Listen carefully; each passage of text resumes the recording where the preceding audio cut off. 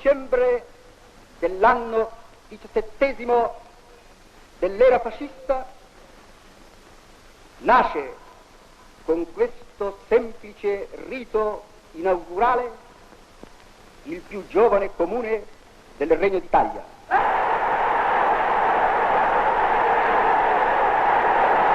Carbonia, sorta a tempo di primato.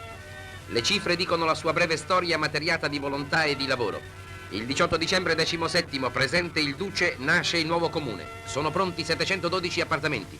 Al 31 ottobre 18° ne sono costruiti 2220. Al 31 marzo di quest'anno 3220.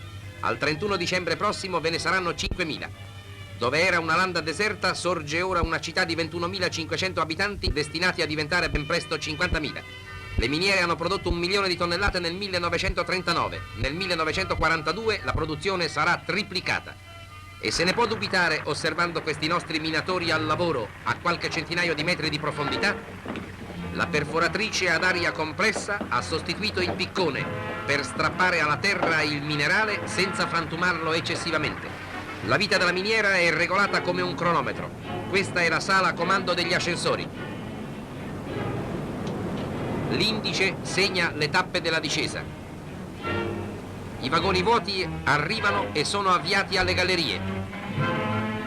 I vagoni pieni prendono il loro posto. L'ascensore risale.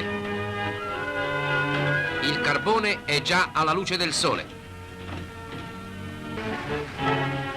Adesso è scaricato automaticamente nella laveria, dove si procede alla cernita. Queste operaie non hanno smesso il caratteristico costume sardo.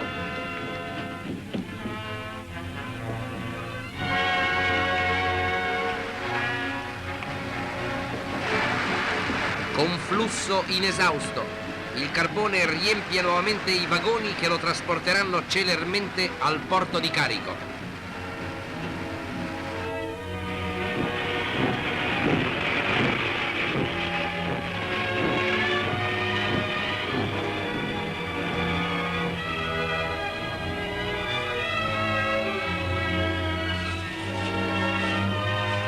Senza riposo, le gru riversano nelle stive tonnellate e tonnellate di carbone, destinato a forgiare le armi della pace e della guerra.